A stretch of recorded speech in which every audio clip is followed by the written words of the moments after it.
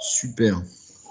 Donc voilà, du coup, l'idée, c'est de vous présenter un petit peu les détendeurs et ce que c'est et comment ça fonctionne. Donc, les détendeurs, pour entrer directement dans le vif du sujet, ça se présente avec un premier étage et un deuxième étage. Donc, les premiers étages, c'est ce que vous voyez là sur la partie gauche de la présentation, en espérant que vous la voyez bien tous.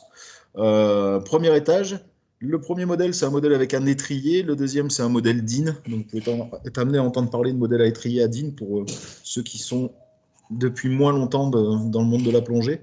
Et le deuxième étage, c'est le morceau qu'on vient se mettre dans la bouche. Donc, du coup, voilà, l'étrier, c'est quelque chose qui va nous permettre de venir entourer le robinet, alors que le DIN, c'est quelque chose qu'on vient visser à l'intérieur du robinet.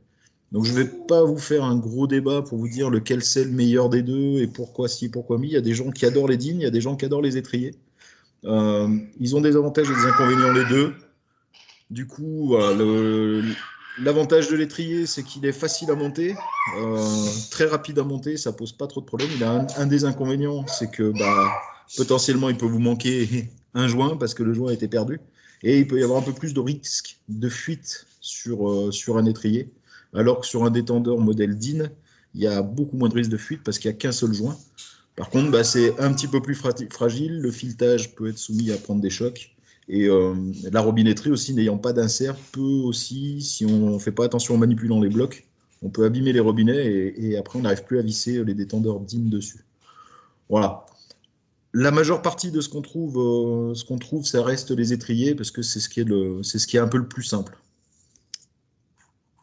Le deuxième étage, c'est le morceau qu'on se met dans la bouche. On verra un peu plus loin en détail comment ça fonctionne. Donc, quel est le rôle du détendeur ? Le rôle du détendeur, normalement, vous avez dû tous gueuler derrière votre écran. Le rôle du détendeur, c'est donner de l'air à un plongeur et surtout lui donner de l'air à la demande. Quand le plongeur a besoin, il demande de l'air à son détendeur et le détendeur va lui en donner. Et en plus de ça, il va lui donner de l'air à la pression ambiante. Donc la pression ambiante, c'est bien la pression à laquelle on se trouve à un moment donné. On est en surface sur le bateau, la pression ambiante, ça sera la pression atmosphérique, environ 1 bar. Et dès qu'on va se mettre dans l'eau, en fonction de la profondeur où on est, rappelez-vous, la plongée, c'est un sport d'alcoolique. Il y a 1 bar tous les 10 mètres. En ce moment, les bars sont fermés. Alors, pour ça qu'on ne plonge pas, peut-être. Donc, du coup, voilà, ça va nous permettre de respirer l'air à la profondeur à laquelle et à la pression à laquelle on a besoin en fonction de notre profondeur. Du coup, le fonctionnement de notre bousin, c'est qu'on a bien plusieurs étapes. On a un bloc dans lequel on va avoir une pression. Quand le bloc est plein et qu'on vient de le récupérer au gonflage, notre bloc a 200 bars de pression à l'intérieur. La première étape du détendeur, ça va être de transformer ces 200 bars dans une première pression qu'on appelle une pression intermédiaire ou une moyenne pression qui va être 10 bars supérieure, environ 10 bars supérieure à la pression ambiante, la pression à laquelle on se trouve au moment où on est en train de plonger. Donc ça, c'est le rôle du premier étage. Il va transformer les 200 bars de pression qu'il y a dans la bouteille et il va nous les amener à une pression qui va être de 10 bars supérieure à la pression ambiante. Puis, la deuxième étape, c'est le rôle du deuxième étage. Le deuxième étage va nous amener la pression de 10 bars et nous la permettre de la récupérer à la pression à laquelle on en a besoin à la profondeur où on se trouve. J'espère que j'ai été relativement clair. Donc une première étape, passer de la haute pression de la bouteille à de la moyenne pression, puis de la moyenne pression à la pression ambiante, la pression à laquelle on se trouve quand on plonge. Donc simplement pour ceux que j'ai perdus en parlant de beaucoup de pression, un petit truc sympa. La pression, c'est une force qui s'exerce sur une surface. Elle se mesure en bar. Un bar, c'est la pression qui exerce un poids de 1 kg sur une surface de 1 cm², comme cette colonne. L'air qui nous entoure a également un poids. Il exerce donc sur nous une pression, c'est la pression atmosphérique. Et cette pression atmosphérique, elle est de 1 bar au niveau de la mer sur chaque cm². Nous,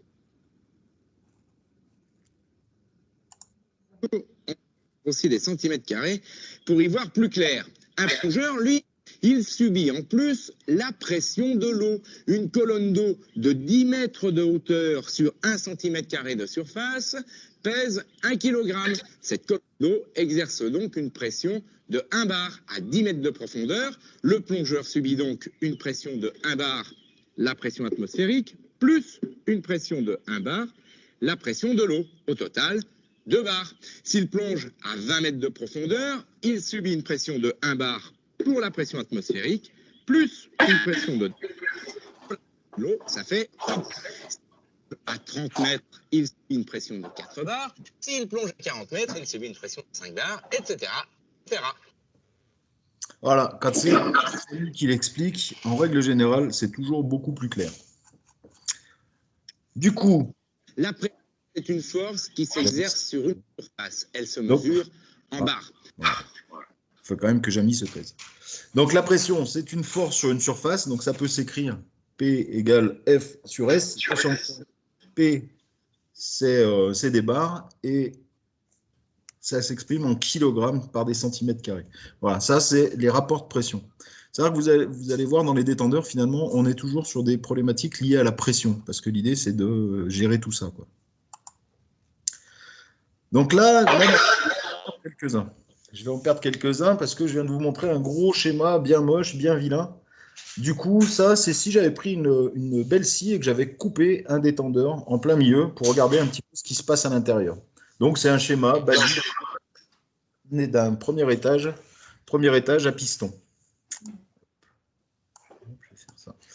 Du coup, qu'est-ce qu'on a? On va trouver sur la partie grise tout le tour, bah, c'est le corps du premier étage, c'est ce que vous prenez dans votre main quand vous attrapez votre détendeur.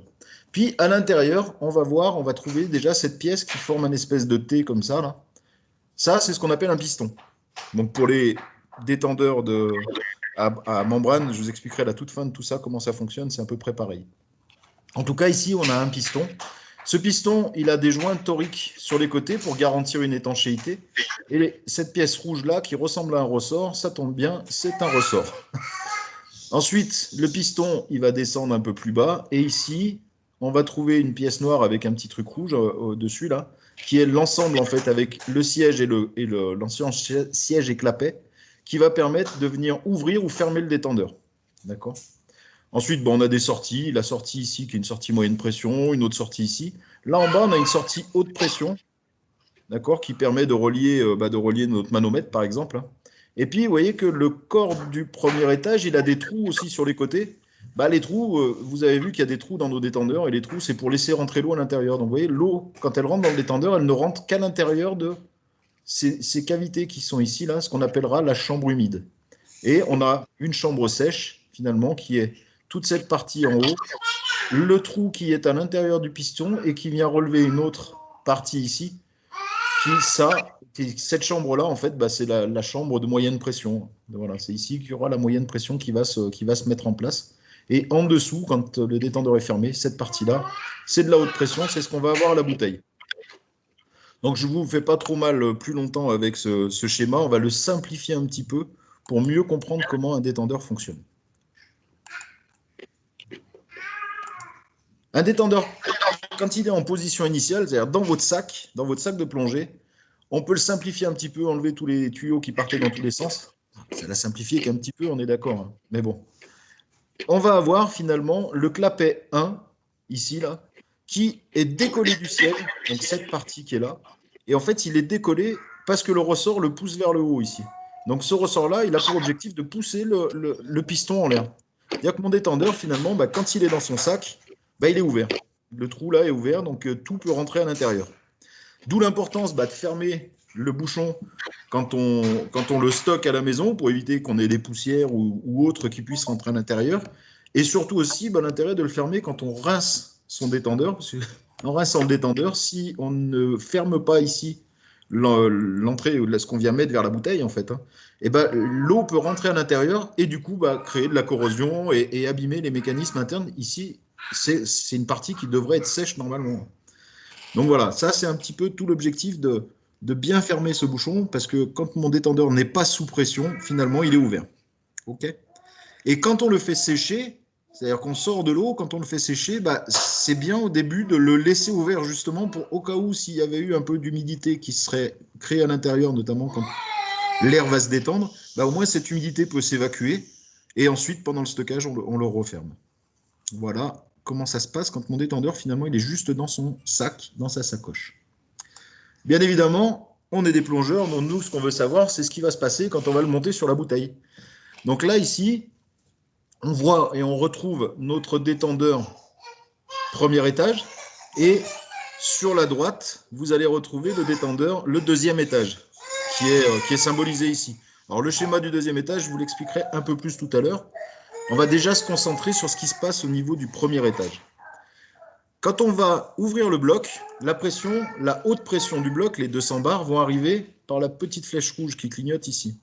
Et elle va pénétrer à l'intérieur. Donc là, logiquement, vous devriez voir en jaune le schéma de l'air qui a pénétré à l'intérieur du détendeur.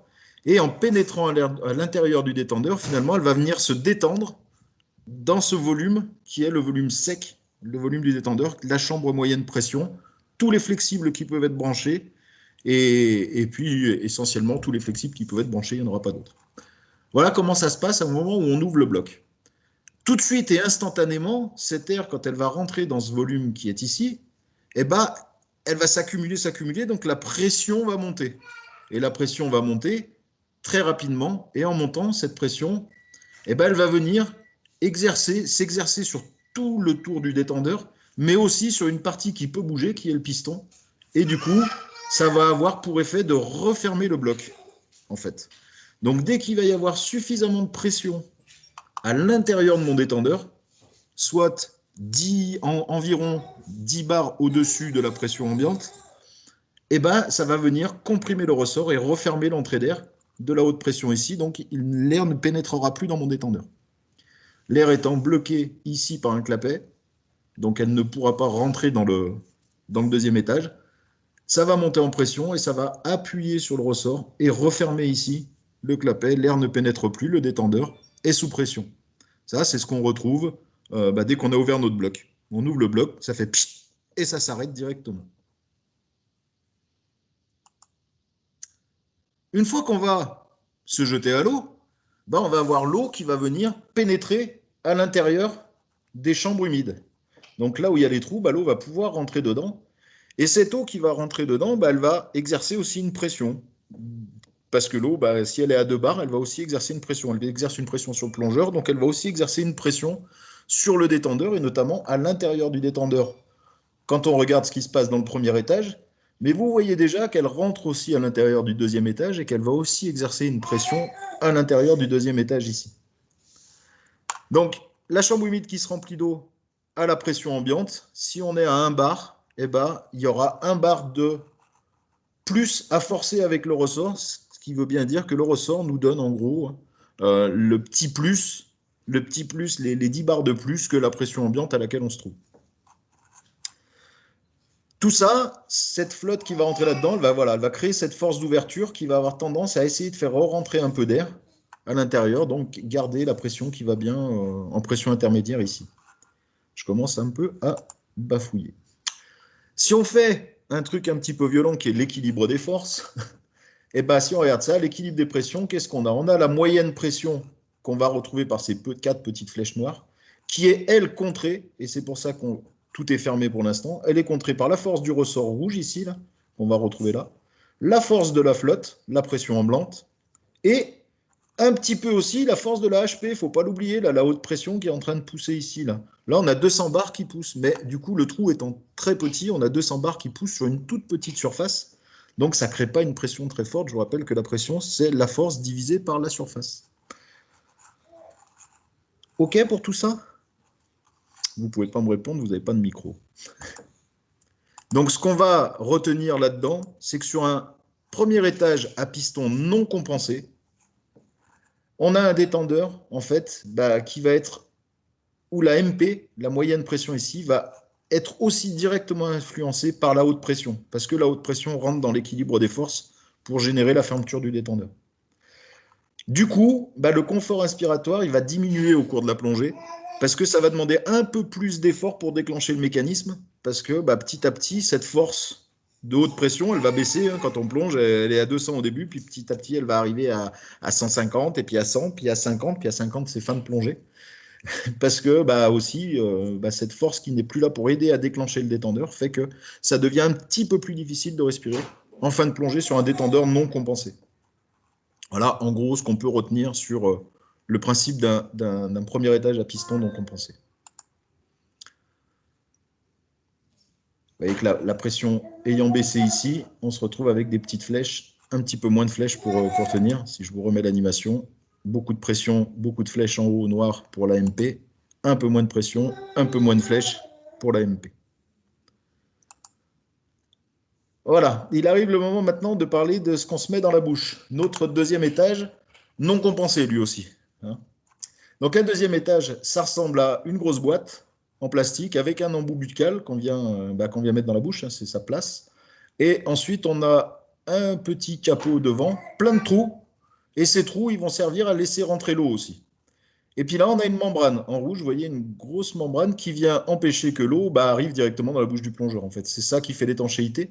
Mais c'est aussi cette membrane, c'est aussi elle qui va venir actionner un petit levier que vous voyez là, ici, le petit levier qui va servir à venir écarter ici le, le clapet.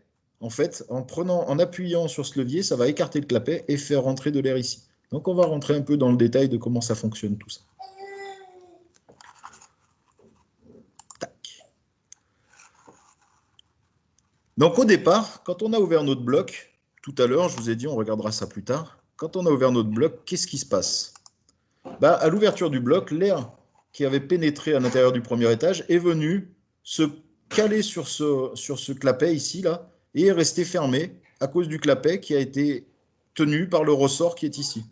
Donc ce ressort-là permet de venir maintenir la pression. Donc en gros, bah, on a 10 bars de ce côté. Du coup, bah, on a un ressort qui pousse à peu près à 10 bars de ce côté-là pour faire en sorte que bah, ça ne s'ouvre pas, quoi, hein, tout simplement. Et puis si jamais ça s'ouvre, bah, on a un détendeur qui fuse. Et on verra tout à l'heure comment est-ce qu'on fait quand le détendeur se met à fuser. À la mise à l'eau, on a l'eau qui va venir appuyer sur cette membrane rouge ici. Donc vous voyez les petites flèches bleues. Et tout ça, en fait, ça va venir automatiquement s'annuler par la pression, comme le détendeur a ce volume-là. Et ben, la pression va s'équilibrer et l'eau qui va venir appuyer sur la membrane, finalement, mon détendeur, je le mets à l'envers là pour pas qu'il se mette trop à sortir de l'air ici. Et ça va bien, la membrane ne va pas bouger. Elle va rester à la pression, s'équilibrer à peu près comme il faut. Donc les forces d'ouverture de la chambre humide qui vont être générées par la PA, finalement, bah, ils vont être annulés par la mise en équilibre instantané, finalement, des forces qui vont se générer dans la chambre sèche ici. Chambre humide au-dessus de la membrane, chambre sèche, c'est celle qu'on va se mettre dans la bouche. Voilà comment ça fonctionne. L'air pour le plongeur va donc bien être à la pression ambiante. Si là, il y a 2 bars qui poussent dessus, la chambre sèche ici va s'équilibrer à 2 bars, de façon à ce que la membrane ne bouge pas et qu'elle reste en place et qu'il n'y ait plus d'air qui rentre ici. Donc ça, c'est ce qui se passe à la mise à l'eau. Maintenant, ce qui est intéressant de voir, c'est au moment où on inspire. Au moment où on inspire, on va faire baisser cette pression. Vous avez vu, les petites flèches ont disparu, elles sont parties un peu vite. Au moment où j'inspire, le plongeur, ça va faire baisser la pression dans la chambre sèche. Ça, c'est pas facile à dire. Et ce qui va avoir pour effet, finalement, bah, de ne pas pouvoir contrer comme il faut les efforts de l'eau, donc de plier la membrane, qui va venir tirer sur le levier et faire reculer notre clapet.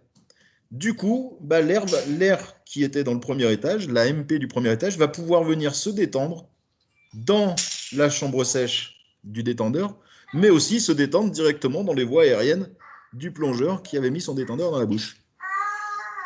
Voilà en gros comment ça se passe. Donc ça, on l'a vu fonctionner un peu tout seul. À l'inspiration, du moment qu'on va venir faire baisser la moyenne pression, comme l'air est en train de partir dans le détendeur de l'autre côté, la moyenne pression va baisser. Du coup, bah, le piston du premier étage va remonter, ce qui va permettre à l'air de la bouteille de pénétrer de nouveau dans le premier étage. Et en réalité, ces deux étapes que je vous ai montrées de manière un peu séparée, eh ben, elles se passent de manière quasiment instantanée dans notre détendeur. Au moment où notre plongeur inspire, ça ouvre le premier clapet qui fait baisser la pression, la moyenne pression, ça fait remonter le piston. Et du coup, en réalité, mon plongeur, quand il est en train d'inspirer, eh ben, il est en contact et en relation directe avec la bouteille. Et le détendeur, quand on est en train d'aspirer, le détendeur ne bouge pas. Il est juste ouvert et l'air sort doucement, en réalité, et vient remplir l'espace, le nouveau volume qu'on lui a offert, c'est-à-dire le volume de la chambre sèche du premier étage, le volume de la chambre sèche du deuxième étage et le volume des poumons qu'on lui a autorisé à prendre en faisant une grosse inspiration. Quand l'air va arriver à la pression que nous, on a décidé, c'est-à-dire quand on va arrêter d'inspirer, ça va rebloquer finalement le système, l'air ne va plus pouvoir se détendre, ne pouvant plus se détendre, la pression va remonter et ça va venir finalement refermer notre système. La pression va remonter, la membrane va se relever, le petit levier va se refermer, ça va refermer notre premier clapet dans le premier étage, dans le deuxième étage, celui qu'on a à la bouche, pardon.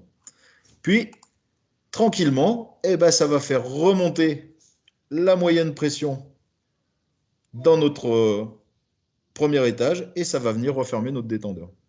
Voilà comment fonctionne un détendeur au moment où on est en train d'aspirer dessus. Alors, ce que je vous propose, c'est qu'on fasse une petite pause tout de suite pour voir si vous avez déjà une ou deux réactions par rapport à ce que je vous ai présenté là, peut-être avant de vous présenter les détendeurs à piston compensés. Alors, du coup, il faut faire comme ça. Et je vais peut-être afficher l'arrêt. Voilà. Ouh, vous êtes tous là, dis donc. Alors, combien j'en ai perdu? Oula, ça a beaucoup écrit. Vous pouvez, si vous voulez, remettre votre micro. Si vous avez suffisamment de discipline pour qu'on ne parle pas tous en même temps, ça devrait pouvoir fonctionner. Thierry, tu n'as pas noté les questions de ton côté, toi? Ils n'en ont pas vraiment posé. On a répondu avec Didier à quelques petites questions rapidement. Et puis, on a fait beaucoup de jeux de mots. D'accord. Bon, ça va, c'est pas si mal les jeux de mots. Alors, je disais que tu manquais pas d'inspiration. Et on se demandait quand c'est que tu allais fermer ton clapet. Et voilà, je l'ai fermé. Tu vois, c'est beau quand même. Hein. Il y a Adil qui se gratte la tête. Je crois que j'ai dû lui faire peur un peu. Magnifique, il a dit finalement, c'est que ça va un peu mieux. Si vous avez des questions qui vous viennent comme ça de suite, on peut se les faire en live potentiellement. Parce qu'effectivement, je ne vois pas beaucoup de questions sur le. Moi, je peux poser une question? C'est Manu. Vas-y, avec plaisir. Donc, c'est Manu. Vas-y, Manu. Qu'est-ce qui se passe quand le détendeur il fuse? Pourquoi il fuse des fois quand il est dans l'eau ou à l'air?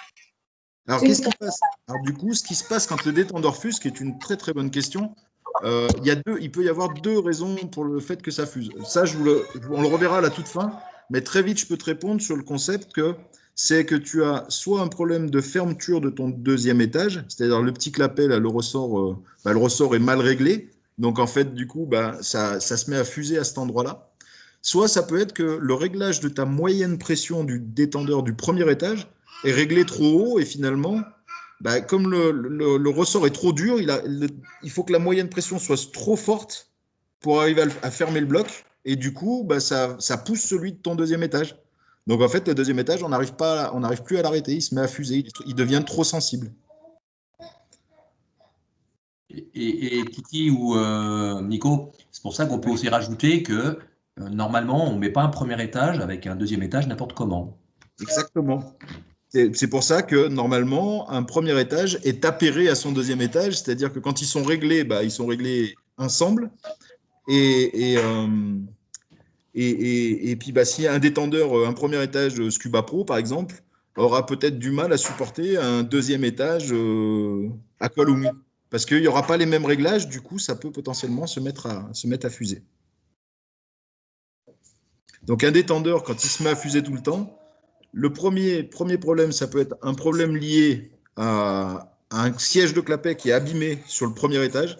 C'est-à-dire que le premier étage, quand il ferme, finalement, il ne ferme pas comme il faut. Donc, la pression continue à monter dans le premier étage malgré le fait que le détendeur se soit fermé.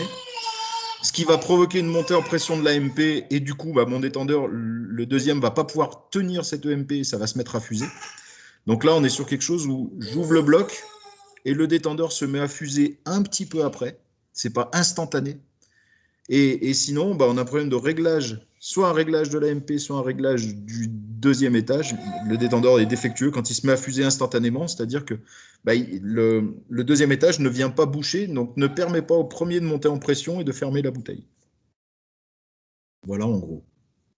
Et pour certains, il y a des petites molettes pour régler sur le deuxième étage la sensibilité, la dureté. Et effectivement, quand on la met à fond et qu'on se met à l'eau, ça fuse. Exactement. Aussi. Exactement. Tout à fait, Thierry. L'intérêt la mode pour le moment. L'intérêt des détendeurs un peu plus modernes, c'est justement cette molette de dureté qui va avoir tendance à venir comprimer un peu plus le ressort et rendre le détendeur un peu plus dur à déclencher parce qu'il va donner un peu plus de force au ressort, soit assouplir finalement en détendant au maximum le ressort de façon à ce que le détendeur soit le plus facile à déclencher. Vous avez d'autres questions ou je vous fais un petit topo rapide sur le principe de la compensation? Oui, bonsoir, c'est Lise. Moi, j'ai une petite question par rapport à l'ouverture en fait du détendeur quand on met tout en place. Ouais. On ouvre la bouteille complètement et après on referme de 3/4. Et du coup, quel est l'intérêt de faire ça? Alors, du coup, l'intérêt, déjà, il n'y en a pas, surtout pas 3/4. Enfin, voilà, il faut surtout pas. 1/4, pardon. Voilà, un quart déjà, c'est pas plus mal. En fait, le seul intérêt, c'est que le robinet ne reste pas complètement coincé. Il faut être très vigilant avec cette pratique. C'est une vieille pratique, on va dire. Un robinet, on l'ouvre à fond. Ce qu'il y a, c'est qu'il ne faut pas forcer l'ouverture quand on l'ouvre à fond. On peut le refermer un tout petit peu si on veut, mais il faut vraiment être très vigilant de ne pas le fermer trop parce que ça peut être une des risques, ça peut être surtout un des risques de panne d'air quand on arrive au fond. Un robinet qui n'a pas été ouvert suffisamment en fait. Donc un robinet qui n'est pas ouvert suffisamment, il va donner la pression, il va tout afficher comme il faut, ça va très bien marcher en surface, mais arrivé au fond, comme on va lui demander beaucoup plus de débit, parce qu'au fond, quand on respire, quand on prend 20 litres en minute à la surface, au fond, suivant la profondeur où on est, ça peut monter très très vite, très très haut. Hein. On peut aller jusqu'à 120 litres minute, voire même un peu plus. Donc du coup, si la bouteille n'est pas suffisamment ouverte, elle n'arrivera pas à faire sortir suffisamment l'air dedans et on peut se retrouver avec des détendeurs qui fonctionnent très mal. Donc déjà, le premier conseil que je peux vous donner à tous, c'est d'éviter de trop faire ce quart de tour à l'envers. J'ouvre ma bouteille, je l'ouvre à fond et si je dois desserrer, c'est rien du tout. C'est juste qu'il ne reste pas sur la butée, en fait, tout simplement. Il ne faut juste pas que le robinet reste coincé sur la butée et qu'on n'ait pas forcé en l'ouvrant, sinon ça peut être un peu compliqué à le refermer, ça peut être un peu dur, surtout avec les mains mouillées. Voilà le seul intérêt du quart de tour. Ok, merci. De rien. Vous avez d'autres questions? Non, pas pour l'instant. Bon, si vous en avez d'autres, ce ne sera pas trop tard pour les poser après. Ce que je vous propose, c'est de continuer. Il n'y en a plus pour très longtemps sur la présentation. Du coup, par rapport à tout ce qu'on s'est dit jusqu'à maintenant, si on regarde le schéma d'un premier étage à piston compensé, la seule différence qu'on va trouver, c'est que vous voyez que la HP, la haute pression, la bouteille, finalement, elle n'arrive plus par le dessous, ici, mais elle arrive par le côté. Et finalement, elle n'arrive pas directement sur le piston. Vous voyez que le piston, en fait, il va venir se fermer sur un siège qui est posé là au fond, là, et ça va venir se poser dedans. Et du coup, la seule différence qu'on a, mais qui n'est pas des moindres, parce qu'à la construction, c'est un peu compliqué, mais la seule différence qu'on a, c'est que finalement, sous l'effort 1, le clapet 1, sous l'effet du ressort, il va être décollé, le détendeur, il va être en position ouverte et ça sera exactement la même chose que sur un détendeur de base. La seule différence, finalement, c'est que ma haute pression va arriver en radial, c'est-à-dire sur les côtés, et ne sera à aucun moment une force d'ouverture. Donc, dans mon équilibre de force, tout à l'heure, on disait que la haute pression intervenait dans l'équilibre des forces. Il y avait le ressort, la haute pression et la pression ambiante à travers la chambre humide ici. bah, dans un détendeur compensé, la haute pression n'interviendra pas du tout dans l'équilibre des forces pour l'ouverture. Donc du coup, bah, que j'ai 200 bars dans la bouteille, ou que j'ai 50 bars dans la bouteille, ou que j'ai même 10 bars dans la bouteille, ça ne change. 10 bars, ça va commencer à être un peu plus compliqué, mais ça ne changera pas en tout cas la souplesse de mon détendeur. La pression, elle va monter dans la chambre MP, ça va comprimer le ressort et couper l'arrivée. La force HP étant radiale, elle n'intervient pas dans l'ouverture du piston à aucun moment. Donc ça, c'est un des gros points importants, et c'est quasiment la seule différence qu'on va trouver sur un détendeur compensé en fait. Donc la PA, elle va agir aussi en force d'ouverture comme sur un détendeur simple finalement. Et le seul truc qu'il y a, c'est que l'AMP, elle va rester stable, quelle que soit la haute pression qu'on va avoir, parce que n'intervenant pas dans les efforts d'ouverture, bah, ma MP, elle va être stable tout le long de ma plongée. C'est un petit détail, mais qui change beaucoup le confort au niveau de l'inspiration. Maintenant, si on regarde comment ça se passe dans un deuxième étage compensé, bah, c'est la même chose en fait. On va se retrouver avec la même boîte que pour tout le reste en fait. On se retrouve avec la même boîte, avec le même système ici de ressort de clapet. Par contre, on voit quand même une petite différence. C'est qu'en fait, tout à l'heure, j'avais juste un espèce de piston et au bout, un clapet qui était dans l'autre sens et qui venait appuyer ici sur des dents pour se fermer. Là, on se retrouve finalement avec une buse qui est au bout du piston, au bout du ressort.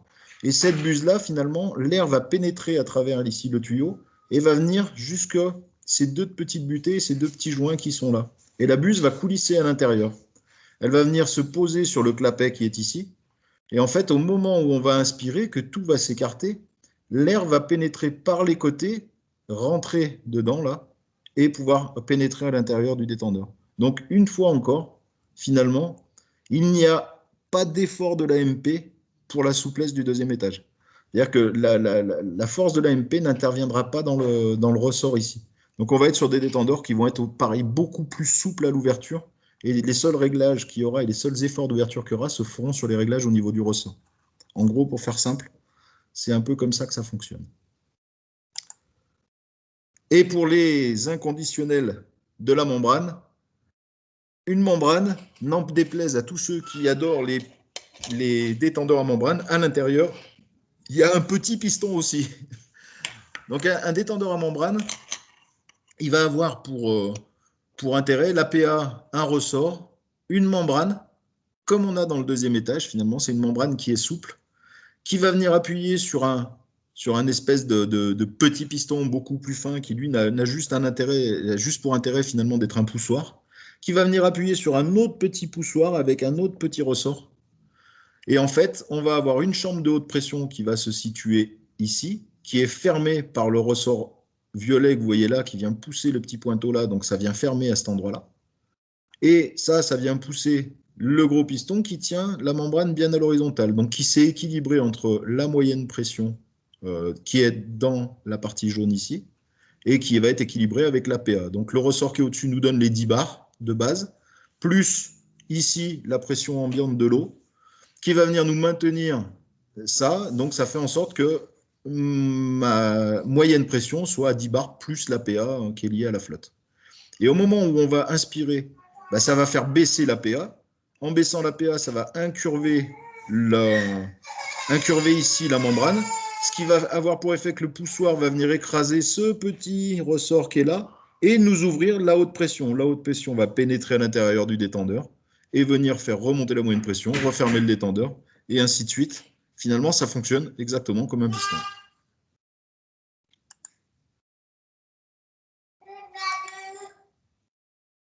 Alors, ce qui nous intéresse, finalement, maintenant qu'on a compris à peu près comment fonctionnait un détendeur, bah, c'est de se dire les principaux dysfonctionnements. Tout l'intérêt de comprendre comment fonctionne un détendeur, c'est d'arriver à comprendre rapidement, de se dire, bon, bah, quand ça ne marche pas, de quoi ça ne marche pas et pourquoi ça ne marche pas. Donc, si j'ai de l'eau à l'inspiration, c'est-à-dire que quand je respire, bah, j'avale un petit peu de flotte, il peut y avoir plusieurs causes. L'embout qui est percé. L'embout, c'est la partie qu'on vient mettre dans la bouche. Mais ça peut aussi être lié à la membrane du deuxième étage. La membrane du deuxième étage, elle peut être soumise à un détendeur qui traîne, par exemple, qui traîne un petit peu sur la plage et qui prend du sable à l'intérieur, le sable rentrant à l'intérieur de la chambre humide par l'extérieur, il peut très bien y avoir un peu de sable là-dedans et puis ça a abîmé la membrane est percée. À ce moment-là, on va prendre de l'eau quand on va inspirer.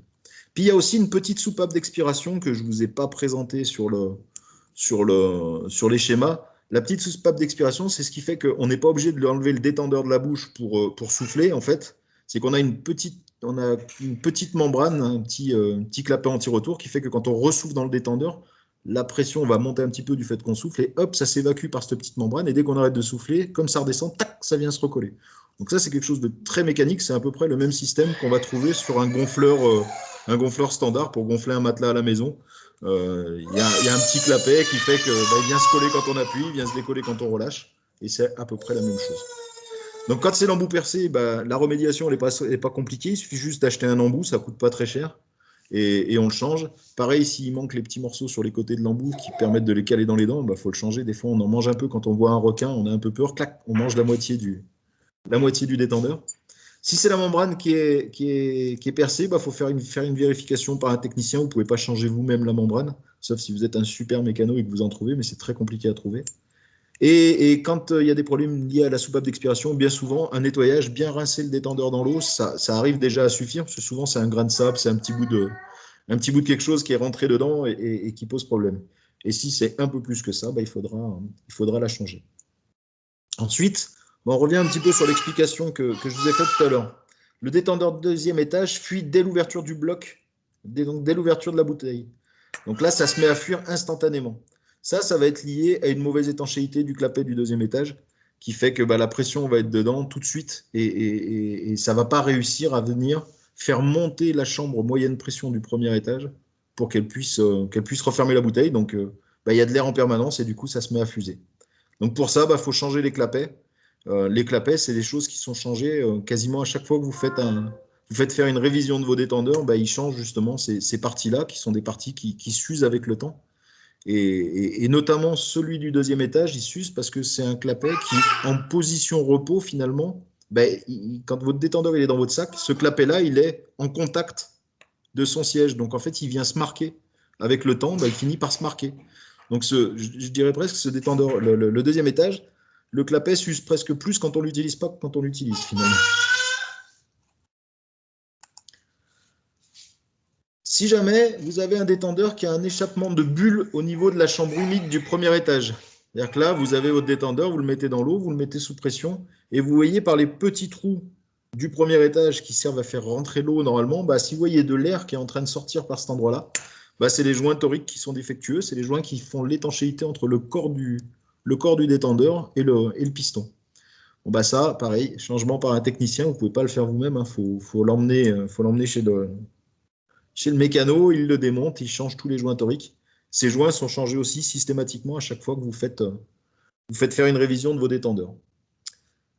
Quand le détendeur deuxième étage fuit quelques secondes après l'ouverture de la bouteille, à ce moment-là, c'est une mauvaise étanchéité du clapet du premier étage. Donc là, vous n'êtes pas obligé d'emmener finalement le deuxième étage chez le technicien, c'est le clapet du premier étage qui aura ce problème. C'est-à-dire que le premier étage, le deuxième étage, celui qu'on a dans la bouche, va venir se fermer comme il faut.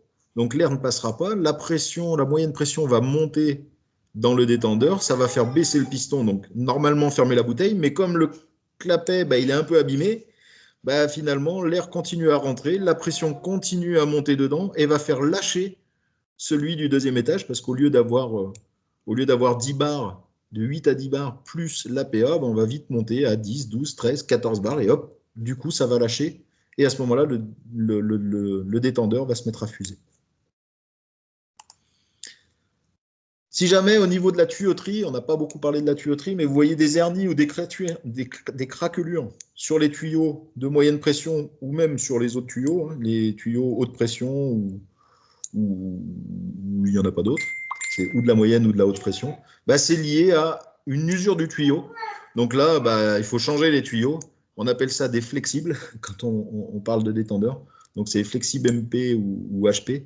Sachant que ces flexibles-là, il ne faut pas attendre qu'ils aient une hernie ou qu'ils soient complètement craquelés pour les changer. Il faut les changer relativement régulièrement.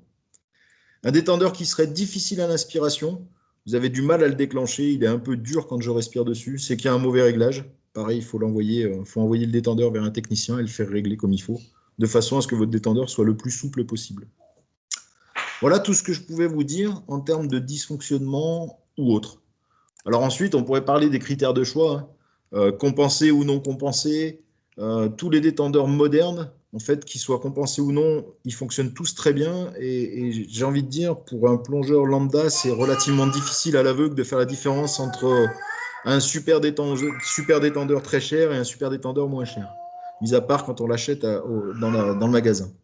Cependant, pour tout ce qui est plongé au-delà de 20 mètres, c'est quand même conseillé d'avoir un détendeur compensé. Donc j'ai envie de dire, un détendeur non compensé, c'est bien pour les clubs, pour faire des formations, pour les niveaux 1. À partir du moment où vous voulez vous acheter votre propre détendeur, ou si vous avez votre détendeur à vous, il faut un détendeur compensé pour pouvoir aller un peu plus profond et avoir un détendeur qui sera plus souple dans l'utilisation. Par contre, attention, un détendeur compensé, c'est plus cher à l'achat, mais c'est aussi un petit peu plus cher au niveau de l'entretien. Le vrai critère sur un détendeur, c'est surtout son débit. Il faut avoir un détendeur qui a une capacité à donner de l'air. Et suivant le détendeur que vous allez avoir, ils vont vous donner plus ou moins d'air. Ils ne vont pas tous avoir la même capacité, en réalité, de débit. Donc ça, c'est important d'avoir un détendeur qui a une capacité avec un très grand débit, parce que plus le débit va être important, plus l'air va pouvoir arriver rapidement, notamment lors de plongées profondes. Et ça sera beaucoup plus facile de déclencher, beaucoup plus souple au niveau de sa respiration. Et on n'aura jamais de problème de détendeurs qui sont un peu durs parce qu'ils n'arrivent pas finalement à faire sortir l'air. Et là, ça rejoint un petit peu ce qu'on se disait sur le robinet. Attention de ne pas trop fermer le robinet. Enfin, en tout cas, le quart de tour, c'est pas forcément super important. Et derrière, piston ou membrane. Piston ou membrane, aujourd'hui, il n'y a plus de grande différence non plus entre les deux. Entre le piston ou le membrane, c'est aussi des guerres un petit peu de clochers, j'ai envie de dire. Il y a des gens qui vont vous dire la membrane, c'est génial. Les autres vous diront le piston, c'est génial. En réalité, très souvent, on parlera plus du piston comme quelque chose de robuste, de pas fragile. Et on parlera plus de membrane quand on est dans les eaux froides ou les eaux qui sont chargées. Les eaux qui sont chargées, c'est les eaux un peu plus boueuses. Voilà, bien qu'aujourd'hui, il y ait des détendeurs à piston qui sont prévus pour plonger en eau froide aussi, et qui sont prévus aussi pour plonger en eau chargée. Et les détendeurs à membrane plongent très bien aussi quand l'eau elle est claire, chaude, et qu'il y a des super beaux poissons à aller voir. Donc en fait, le détendeur, voilà, je ne saurais vous dire. C'est plus en fonction de votre pratique, en fonction de ce que vous faites régulièrement. Malgré tout, quelqu'un qui plonge souvent en lac, qui plonge souvent dans de l'eau froide, ira plus facilement vers un détendeur à membrane, et quelqu'un qui veut un détendeur qui soit relativement costaud dans le temps et qui plonge plutôt en mer ou autre, ira plus facilement vers un détendeur à piston. Après, pour faire rigoler certains, je dirais, du moment que vous achetez un détendeur Scuba Pro, vous êtes à peu près sûr d'avoir un bon détendeur. Voilà tout ce que je pouvais vous dire comme ça là-dessus sur la présentation. Maintenant, je laisse place un petit peu aux questions si vous en avez. Tac. Alors, je suis en train de revenir. Tac. J'ai arrêté de partager l'écran et du coup, je suis là. À vous, est-ce que vous avez des questions? Je vous propose de remettre vos micros pour parler directement. Salut Nico. Les fréquences de révision. Les fréquences de révision pour les détendeurs. Alors, il y a plusieurs écoles là-dessus. Hein. On va dire, certaines écoles vous diront, moins vous les emmenez réviser, mieux ils marchent. Parce que quand ils vont revenir de la révision, ils ne marcheront toujours pas bien. En fait, une des vraies problématiques, c'est qu'il faut trouver un bon technicien, surtout. Fréquence de révision, aujourd'hui, si on lit les notices, la plupart des notices préconisent une révision toutes les 100 plongées ou une révision tous les ans. Ça peut être beaucoup, une révision tous les ans. Il y a certains magasins aujourd'hui en termes de révision qui vont vous proposer un contrôle technique une fois par an. Donc, ils regardent en gros dans quel état il est, en fonction de ce qu'il a plongé, voir un peu les flexibles, changer l'embout et autres, et faire une révision complète tous les 2 ans. J'ai envie de dire que ça dépend de la pratique et du soin qu'on peut avoir avec nos détendeurs. Un détendeur, s'il est bien rincé à chaque fois qu'il a été dans l'eau, si vous avez pris le temps de le rincer comme il faut, de le faire sécher comme il faut, de ne pas faire des gros nœuds avec vos flexibles, de ne pas le stocker dans un endroit hyper humide, plein de poussière ou autre. Une révision tous les 2 à 3 ans, c'est très bien. C'est très bien. Par contre, ce n'est pas parce que votre détendeur ne plonge pas, finalement, qu'il ne faut pas le faire réviser. C'est un peu comme les voitures. On se dit toujours la voiture, on la fait réviser tous les 20 000 km. Mais on peut pas se dire ma bagnole, j'ai fait que 5 000 en 4 ans, donc ça sert à rien que je l'envoie à la révision. Si, parce qu'en fait, les joints toriques vont sécher, les flexibles vont craqueler, les clapets, notamment les clapets du deuxième étage, ils vont rester en contact, donc ils vont se marquer aussi. Donc un détendeur, ça se fait réviser voilà, tous les 2 à 3 ans maximum en fonction de comment on l'entretient nous.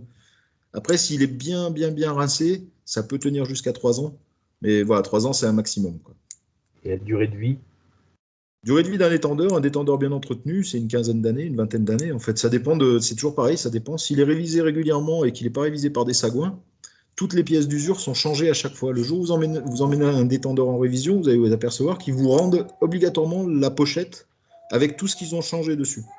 Les joints, moi j'ai fait réviser il n'y a pas très longtemps un détendeur où à la révision l'année d'avant ils avaient flingué finalement le premier étage, ils avaient remonté le piston comme ils avaient pu, ils avaient serré ça à la salaud et quand je l'ai amené pour le faire réviser, il l'a démonté, il m'a appelé de suite en me disant j'ai un problème avec ton détendeur, le piston est mort.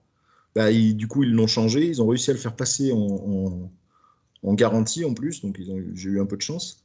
Et finalement, le piston, je l'ai récupéré. Ils me l'ont mis avec pour me. Tout ce qui est changé, ils te le mettent avec. Donc tous les joints, tous les machins. Tu as la pochette, tu as tout ce qui va, tout ce qui a été tout ce qui a été voilà, changé. D'accord. Ok. Donc voilà, tous les 2-3 ans, en fonction de comment vous plongez, de comment vous entretenez votre matos. Et j'ai envie de dire, quand vous avez acheté votre détendeur, si vous avez acheté de suite un détendeur, j'ai envie de dire moyenne gamme, un peu plus, et c'est très bien. Il n'y a pas besoin de le changer, il n'y aura pas besoin de le changer au bout de 15 ans, quoi. Maintenant, si vous avez acheté un détendeur très basique, donc plutôt des détendeurs club, les premiers prix qu'on va trouver, vous allez finir par être limité et rapidement, vous allez le changer. Et d'ailleurs, par rapport à ça, on se retrouve souvent aussi avec des encadrants ou même des gens qui ne sont pas encadrants qui ont l'obligation de mettre 2 premiers étages. Le deuxième premier étage ne doit pas être un détendeur de mauvaise qualité, parce que c'est celui que vous allez donner à celui que vous allez assister quand il y aura un problème. Donc si le jour où il y a un problème, vous donnez un détendeur de mauvaise qualité dans la bouche de celui qui a un problème, il va vite vous piquer le vôtre en fait. Et c'est vous qui allez vous retrouver mal. Donc les détendeurs, le sien, c'est super important qu'il soit en bon état, mais celui qu'on a en secours pour les autres, c'est très très important qu'il soit de très bonne qualité aussi, et que ça soit un très bon détendeur. Et j'ai même envie de dire, il devrait même être de meilleure qualité que celui qu'on a pour soi-même. Voilà, je ne sais pas si j'ai répondu à ta question, Jean-Luc. Oui, tout à fait. Oui, tout à fait. Merci. De rien, c'était un plaisir. Est-ce qu'il y a d'autres questions qui se promènent dans vos têtes?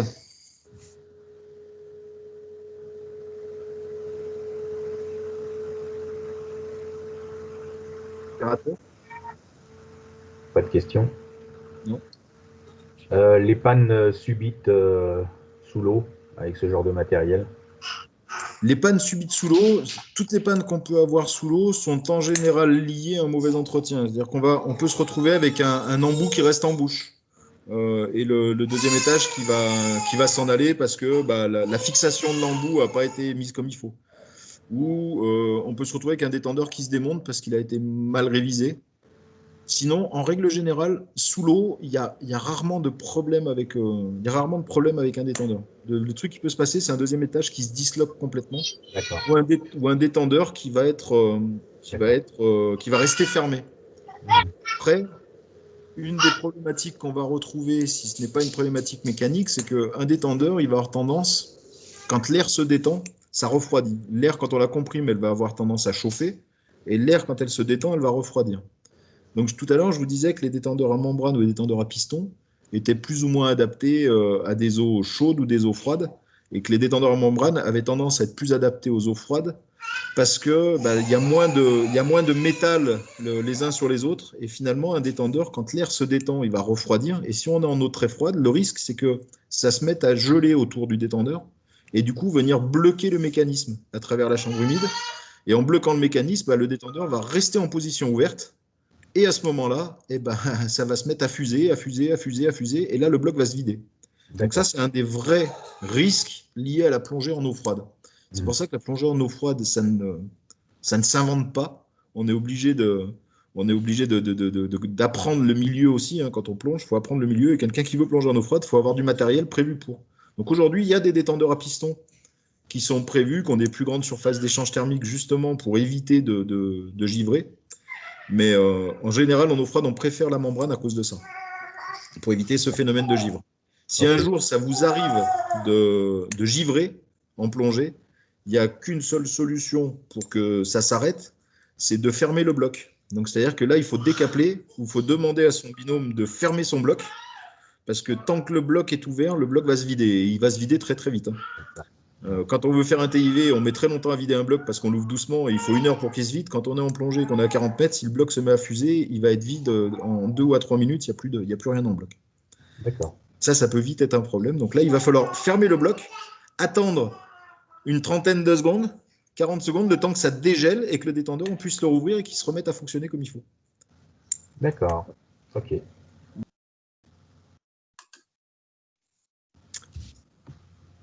Peut-être un petit rappel, Nico, sur le rinçage des détendeurs et du petit bouchon. Et le petit bouchon qu'il y a dedans. Alors, le petit bouchon, le rinçage, oui, c'est pas con ça, Thierry. Merci de. Le rinçage du détendeur, quand vous rincez un détendeur, il faut le rincer avec de l'eau qui coule, il ne faut pas le faire tremper. Même s'il y a des endroits, on voit qu'il y a des bacs pour les faire tremper, on peut faire tremper le 2e étage. Le 2e étage, ça ne pose pas de problème, on le met dans l'eau. D'ailleurs, c'est ce qu'on fait à chaque fois qu'on plonge. Il est dans l'eau. Par contre, le 1er étage, lui, il ne faut pas qu'il y ait d'eau qui pénètre à l'intérieur. Et le petit bouchon qui est dessus n'est pas complètement étanche, en fait. Donc, n'étant pas complètement étanche, si vous balancez votre détendeur dans une bassine d'eau ou dans la baignoire ou n'importe où, l'eau va pénétrer à l'intérieur du détendeur et va venir déposer du calcaire, déposer tout un tas de trucs et ça ne va pas forcément être très très bien. L'intérieur du détendeur, dans le 1er étage, il doit y avoir que de l'air. Donc pour pouvoir rincer un détendeur, l'idéal, c'est même pas de mettre le bouchon, c'est de poser le doigt dessus. En fait, on pose son doigt sur le trou là et on le rince avec un jet d'eau. On rince bien les parties extérieures, on rince bien la chambre humide. Donc, à travers les petits trous où l'eau pénètre quand on plonge, là, on rince bien la chambre humide. Et une fois qu'on a fait ça, ça suffit. Il n'y a pas besoin de faire trop. Rincer avec de l'eau tiède, c'est l'idéal. Si c'est de l'eau froide, ce n'est pas un drame non plus, mais l'eau tiède, c'est l'idéal. Et après, on le laisse sécher bouchon ouvert. Et quand il est bien sec, à ce moment-là, on referme le bouchon et on peut le laisser stocker comme il faut. On évite de faire des nœuds sur les flexibles quand on les stocke. Ça évite aussi qu'ils craquellent.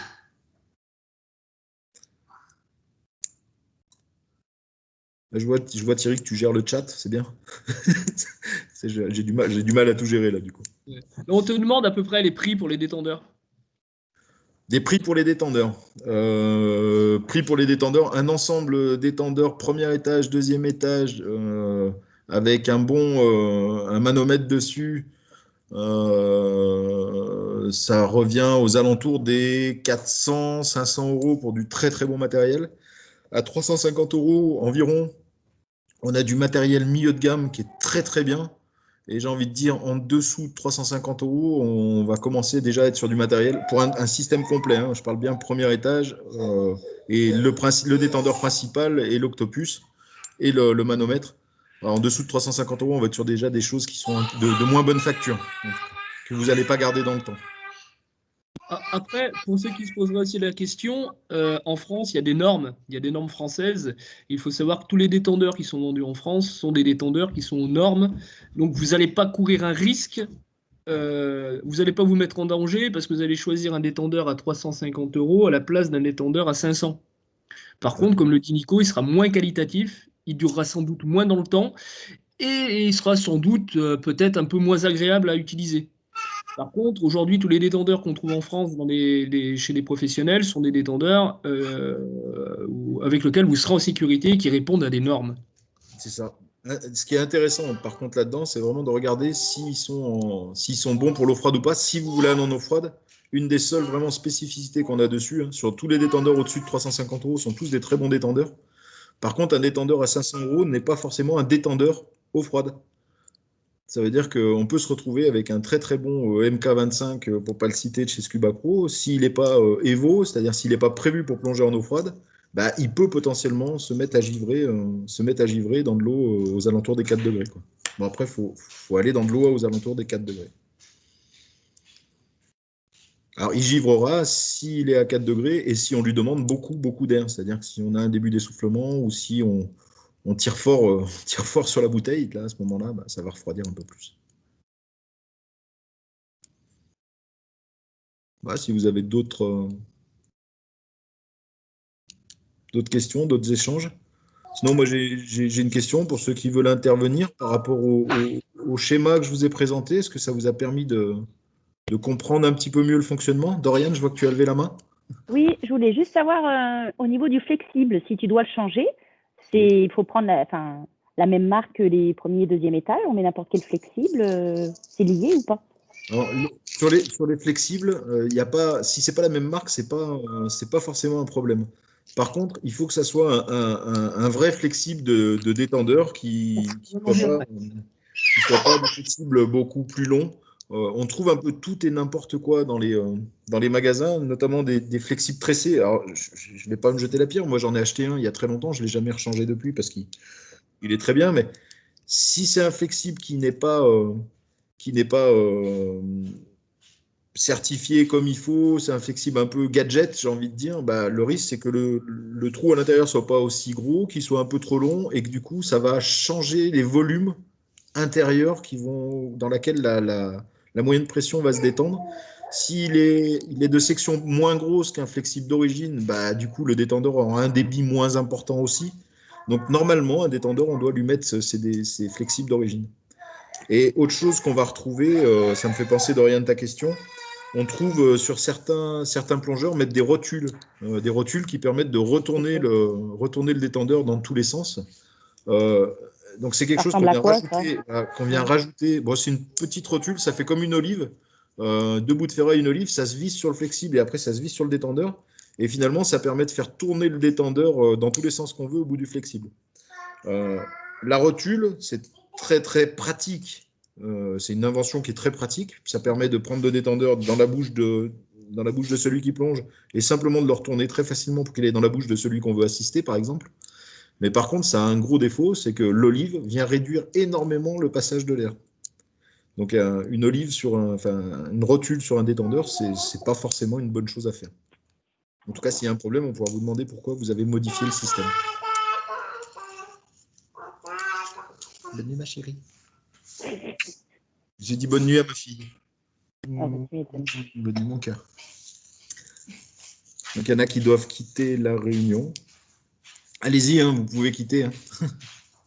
Ceux qui en ont marre, vous pouvez quitter. Alors, c'est au niveau Lise. Je voudrais savoir s'il y a une différence dans les détendeurs en fonction de l'air qu'il y a dans la bouteille. Alors, je n'ai pas l'intention de plonger à autre chose que l'air normal, là, mais pas au nitrox. Mais est-ce qu'il y a une incidence? Et j'ai vu qu'il existait des sondes qui reliaient la bouteille à l'ordinateur et qui venaient compléter le manomètre pour voir pour vérifier l'air, la quantité d'air qui reste. Est-ce que ça c'est utile ou c'est un gadget? Comment ça se passe? Alors, du coup, je vais déjà répondre à ta première question. Ta première question qui était, est-ce que les détendeurs sont spécifiques en fonction de l'air qu'on va faire passer à l'intérieur? Oui. Si c'est de l'air qui passe à l'intérieur, le détendeur, c'est un détendeur tout à fait standard. Maintenant, si c'est du nitrox, par exemple, bah pour le nitrox, donc c'est de l'air qui est enrichi avec de l'oxygène. Donc en réalité, jusqu'à 40% d'oxygène dans ton nitrox, tu vas pouvoir utiliser une bouteille air avec une robinetterie air et des détendeurs air. Donc un nitrox jusqu'à 40% d'oxygène passera sans problème dans ton détendeur. Au-delà, bah, il va falloir utiliser un détendeur spécifique pour le nitrox. Donc c'est vendu, hein, c'est des détendeurs qui sont verts et jaunes, qui sont vendus et qui sont spécifiques pour le nitrox et qui sont spécifiques pour aller justement sur des pressions au-delà de 40, sachant qu'après, c'est des détendeurs sur lesquels il ne faut pas qu'il y ait de graisse. Il va falloir les nettoyer d'une certaine façon, de façon à ne pas prendre de risque au niveau de au niveau de la graisse et de l'oxygène, en fait. Donc, d'un point de vue purement commercial, on dira que du moment qu'on plonge en nitrox, il faudrait avoir des blocs spécifiques au nitrox, du matériel et des détendeurs spécifiques nitrox, qui vont pouvoir accepter cette quantité d'oxygène en plus. En France, aujourd'hui, jusqu'à 40% d'oxygène, on peut plonger avec du matériel air. Et après, pour les autres mélanges, il n'y a pas de problématique majeure parce qu'on ne vient pas forcément rajouter de l'air. C'est les autres mélanges permettent d'aller plus profond. Donc, on va plutôt réduire la quantité d'oxygène, remplacer l'azote et remplacer l'azote par de l'hélium notamment. Et ça, il n'y a aucun problème de compatibilité avec le matériel. Ok. Et du coup, l'autre question, qui était, je ne l'ai pas oublié. C'est la petite sonde qu'on peut rajouter sur le bloc. Pour l'ordinateur. Donc la petite sonde pour l'ordinateur, comme tu l'as dit, en fait, ça c'est quelque chose qui va avec l'ordinateur. Du coup, comme ça va avec l'ordinateur, c'est sur un détendeur, tu as une ou deux sorties haute pression qui vont te permettre de venir brancher un flexible et un manomètre qui est juste un truc avec une aiguille qui se fait pousser par la pression. Et la sonde, c'est quelque chose qu'on va fixer à la place du manomètre ou en plus du manomètre. Moi, je conseille de le fixer en plus. Et ça va permettre, par des ondes, c'est du Bluetooth en général, ça va venir communiquer avec le détendeur que tu as au poignet pour donner la pression. Donc, plutôt que de faire ça avec de l'air dans un tuyau qui pousse une aiguille, ça va mesurer cette pression-là, l'envoyer à ton ordinateur. Donc, c'est intéressant. C'est très intéressant d'avoir cette information au poignet, parce que du coup, c'est vrai que ça évite d'aller chercher son flexible manomètre. On a l'information directement au poignet. Certains ordinateurs vont gérer aussi le fait que tu respires beaucoup, pas beaucoup, etc. Donc, ils vont te donner tout un tas d'informations liées à ta consommation, parce qu'ils vont pouvoir du coup le calculer. Ça n'est pas du tout indispensable pour plonger. C'est un truc en plus. Là, du coup, on se fait plaisir. C'est l'ordinateur qui le fait plus que le détendeur en réalité. Ok, merci.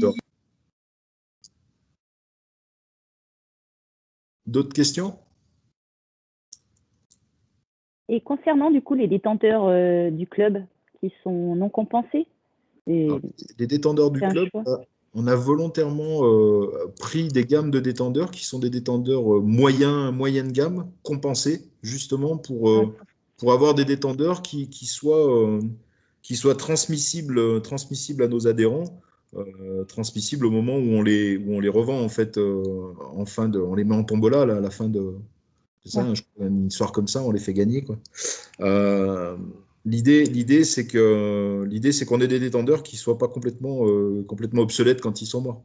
Ceux qu'on avait avant, qui étaient des MK2, ils sont compensés. Ils sont compensés, oui. D'accord, ok. C'est des détendeurs moyenne gamme. De toute façon, aujourd'hui, en non compensé, on va trouver vraiment que les premières de gamme, ce qu'on appelle régulièrement aussi, d'ailleurs, dans le monde du matériel de la plongée, on appelle ça des détendeurs club.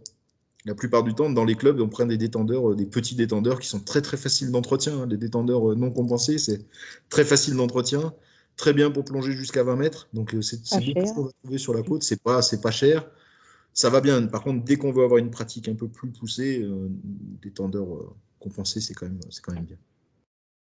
Il semblait. Donc nous, on est bien sur des détendeurs compensés au niveau du narcosis. C'est ça. Merci bien. Merci. Pascal, Nico, tu disais que c'est intéressant d'avoir un détendeur avec un gros débit. C'est quoi un gros débit? C'est quel détendeur? Alors, le détendeur aujourd'hui qui a le plus gros débit, c'est un Scuba Pro, c'est le MK25, c'est celui que je connais le mieux. Après, le Légende va être un peu en dessous. Le MK25, de mémoire, il est jusqu'à 9000 litres. C'est juste énorme ce qu'ils sont capables de sortir.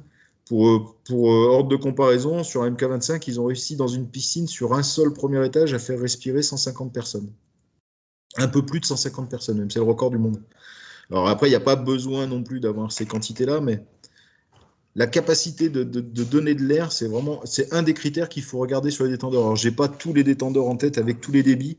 Le meilleur aujourd'hui qu'on trouve sur le marché de base, c'est le MK25, c'est celui qui a le plus gros débit, et après, c'est le Légende qui doit arriver tout de suite derrière chez Aqualung, qui n'est pas très loin des mêmes débits, qui en a un peu moins parce que parce que du coup, sur les membranes, le système de la membrane oblige aussi à avoir un débit un peu moins important.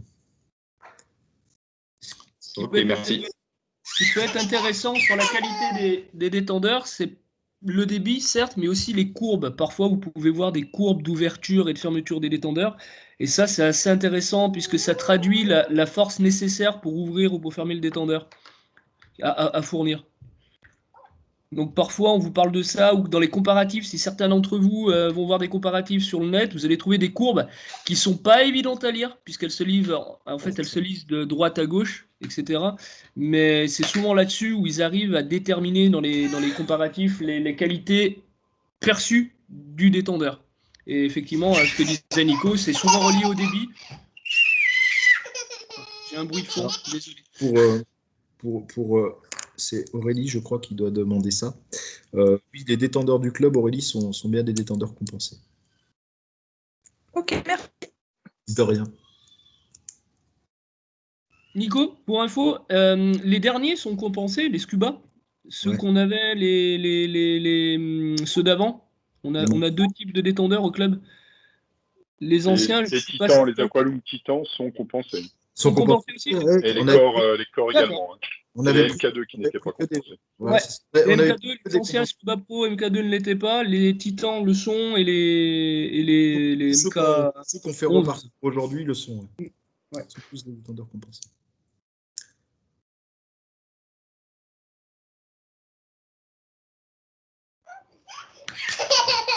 On va peut-être arriver au bout des questions. Je vois que vous vous battez dessus là, pour en poser.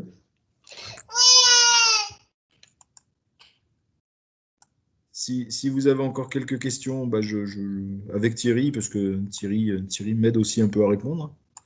Bah, je suis là. Puis si jamais vous en avez pas, si vous avez plus de questions, bah, on va pouvoir arrêter cette expérience de premier webinaire, webinaire maintenant.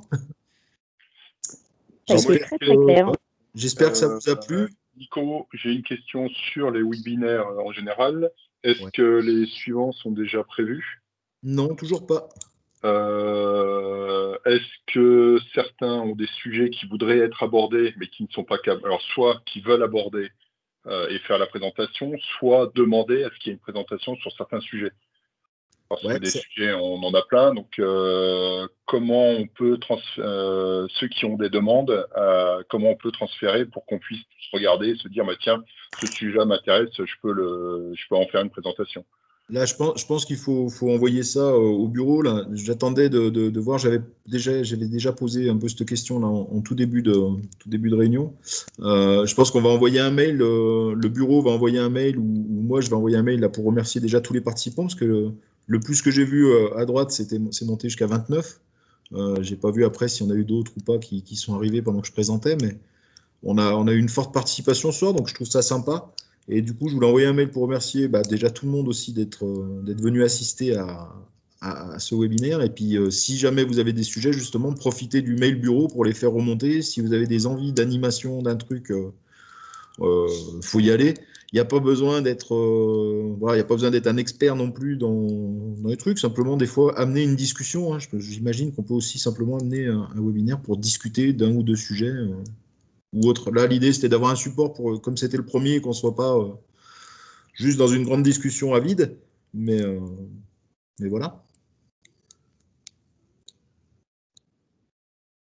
Apéro binaire, voilà. Pareil, ça peut être ça.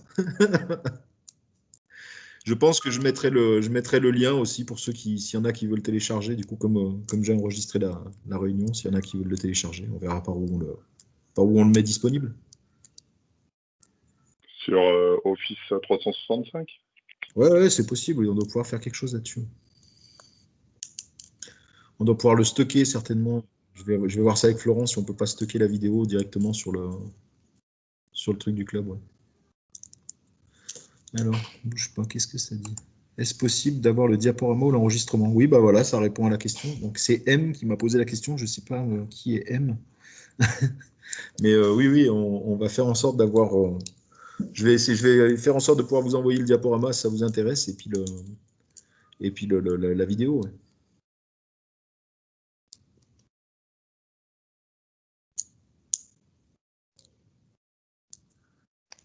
En tout cas, merci à tous. C'était vraiment super, super intéressant et super chouette de se revoir après ces quelques semaines de confinement. C'est pas faux. C'est pas faux. Merci, puis on sera fidèle au poste pour les prochains. Bah voilà, puis si vous avez des idées de sujets, vraiment, n'hésitez pas parce que voilà, il y a un peu des idées de sujets, des volontaires et on peut essayer d'animer un petit truc sympa pendant tout ce temps de confinement, quoi. Ouais, super, super idée. Ouais, c'était top. Merci encore, Nicolas.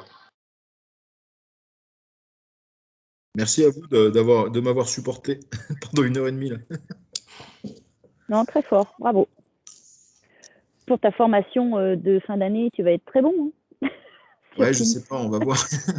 On va voir. C'est pas évident hein, de bafouiller comme ça. Bon, je vais déjà couper l'enregistrement, ça sert à rien de continuer à enregistrer là. Tac. Voilà, j'arrête.